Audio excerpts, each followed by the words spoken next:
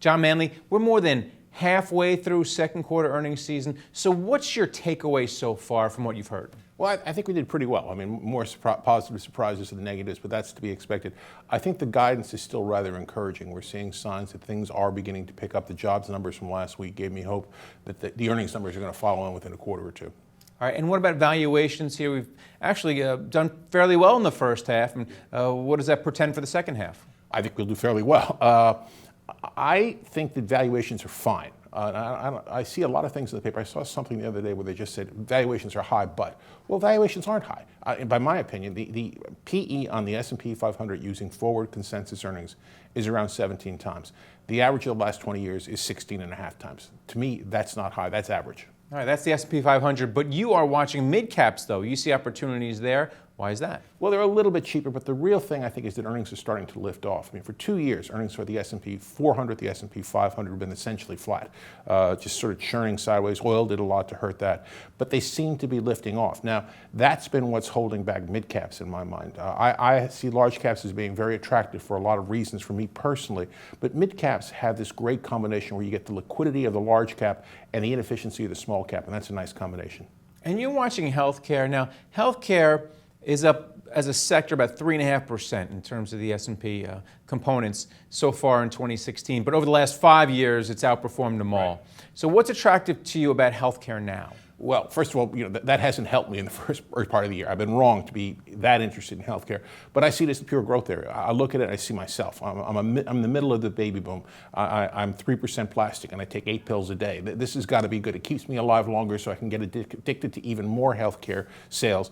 Think of it as a combination of 3 things. Think of it as a new product, which is basically the technology coming on the genome discoveries, rising demand, look at me, and then finally government money. There's nothing like pushing government money one way or the other, whether you call it Obamacare or Trump care or Hillary Clinton care, whatever it is, money's going to be pushed towards healthcare. That's got to be a good thing for the sector. Well, there's a lot of central bank money getting pushed into Europe right now, actually worldwide, but especially Europe with their quantitative easing and their other stimulus programs.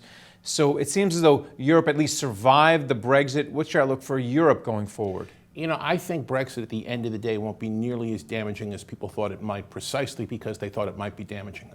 Countries act in their own interest. And what happens is both Britain and Germany, who are the 2 big players here, no matter what's said about other players, they both know they're better off trading with each other than not. They both know they're better off getting along than not getting along.